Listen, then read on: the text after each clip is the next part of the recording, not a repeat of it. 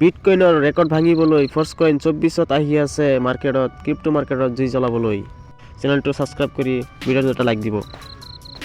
আহক আমি সম্পূৰ্ণ ভিডিঅ'টো ষ্টাৰ্ট কৰোঁ।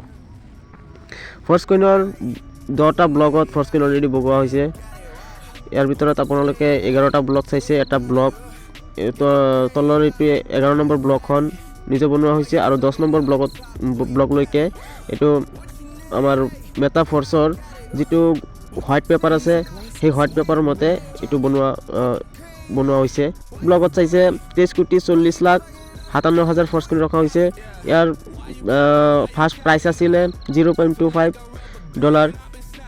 এইটো অলৰেডি খতম হৈ গৈছে। আৰু ছেকেণ্ড ব্লগটো চাইছে 11,70,57,000 ফৰ্চকইন ৰখা হৈছে। ইয়াত $0.5 তাৰমানে $0.5।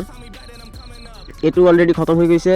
এতিয়া বৰ্তমান চলি আছে আমাৰ 3 নম্বৰ ব্লগ 5,85,14,250 কইন্স। এইটো ব্লগ অলৰেডি আমাৰ ষ্টাৰ্ট হ'বলগীয়া হৈছে, অলৰেডি ষ্টাৰ্ট হ'ব অৱস্থাতে আছে।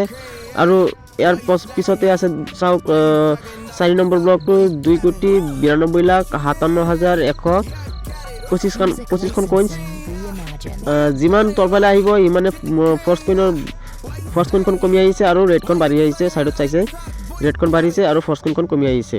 ফাৰ্ষ্টতে যেনেকুৱা চাইছে 23,40,57,000 ফৰ্চকইন আৰু এইটোৰ পৰা ছেকেণ্ড ব্লগখন বনোৱা হৈছে 23,50,11,70,000 ফৰ্চকইন। এনেকুৱা যেনেকৈ ফাৰ্ষ্ট ব্লগতকৈ ছেকেণ্ড ব্লগটো আধা, ছেকেণ্ডতকৈ থাৰ্ড ব্লগটো ছেকেণ্ডৰ আধা আৰু থাৰ্ডতকৈ 4th নম্বৰ যিটো ব্লগ আছে এইটো থাৰ্ডৰ আধা কইন্সহে এইটো ৰখা হৈছে।